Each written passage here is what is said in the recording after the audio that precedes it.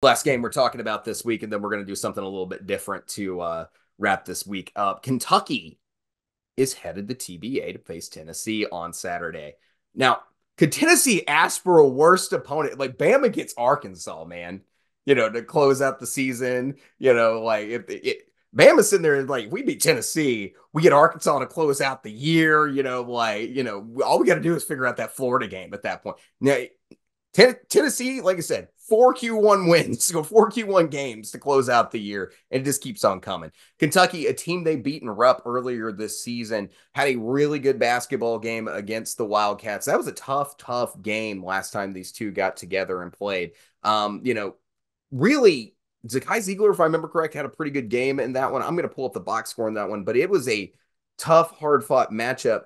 Maddie, what do you like about this matchup? And who do you think you need to be paying the most attention to in this one?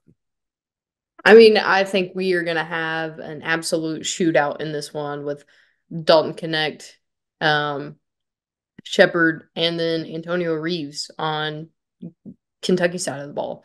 I think we're going to see a lot of 3-point shots being made, and I think we are going to see an absolute battle in the front court. Um, it's going to be a tough game. I think Tennessee's got it mainly because we've talked about it before. Kentucky, not much defense to be seen, and they're going to Tennessee. They're going to be TBA. Last game of the year, Tennessee's not letting up.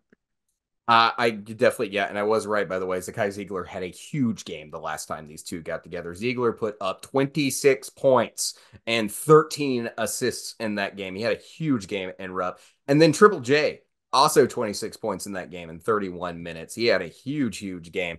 But Kentucky's a good basketball team overall. Some other areas I'm really looking at, I really think needs to be considered in this game are the big guys. And I think Tennessee's got the better backcourt when you look at it. In their last game, points in the paint, Tennessee wins plus 12. On the rebounds, Tennessee wins the battle on the glass.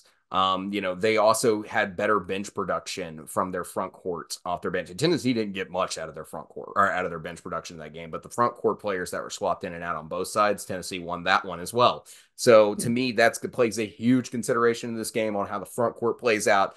To me, that's big. And with an SEC championship on the line and locking up another chance for a huge Q1 victory at home and the chance to lock up a 1 seed in the NCAA tournament.